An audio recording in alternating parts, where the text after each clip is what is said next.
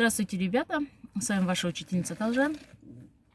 И на этом видео мы с вами рассмотрим, как образовать предложение во множественном числе с помощью личных окончаний, отрицательная форма. Что я имею в виду? Это значит, как можно сказать, мы не ученики, вы не ученики, они не ученики и так далее. Итак, давайте начнем. Мы то же самое видео записывали в единственном числе. Такие предложения у нас образуются с помощью слова «емес». «Емес» — это по-русски «не». То есть, смотрите, я ученик будет «мен оқушымын». Помните? А я не ученик будет «мен оқушы емеспін». То есть, добавляется слово «емес». К этому слову уже добавляем личное окончание «пін». То же самое будет и во множественном числе. Нужно сказать «мы не ученики». Мы, вы уже знаете, без... Не ученики, оқушы, емес, потом вместо пін мы добавляем піз, потому что это множественное число. И получается біз оқушы емес, піз. И получается, что у нас? Я не ученик. Ой, мы не ученики. Теперь давайте поговорим о втором лице. Вы не ученики. Это будет таким образом. Вы сендер. Ученики. Оқушы. Не. Емес. У нас слово ученик и не меняется местами. Сендер оқушы емес. Потом окончание сіңдер.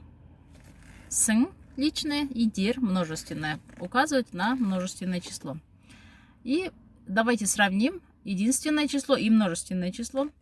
Сен оқушы емессің в единственном числе. Ты не ученик, а во множественном сендер оқушы емессің дер. Добавляется еще одно окончание множественное. По той же логике создаем и вежливую форму. Вы не ученик.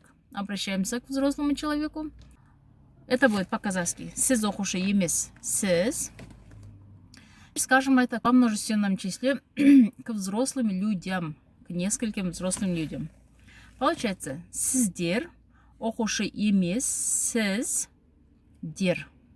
Добавляется еще одно дополнительное окончание. И, наконец-то, третье лицо. Они не ученики, нужно сказать. Сперва, он не ученик. Ол оқушы емес. Личного окончания нет. А во множественном олар оқушы емес. То же самое, одинаковое, только меняется местоимение. Если в единственном было ол, во множественном олар. Ол оқушы емес, олар оқушы емес. На этом мы с вами завершили отрицательное предложение во множественном числе с личными окончаниями. И что у нас получилось? Давайте подытожим. Мы не ученики, без оқушы емеспіз. Вы не ученики. Сендер оқушы емессіңдер. Еще раз, вы не ученики, только обращаемся к взрослым в этот раз.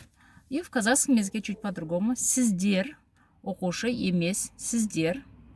И они не ученики, олар оқушы емес. Всем спасибо за просмотр. До следующих встреч.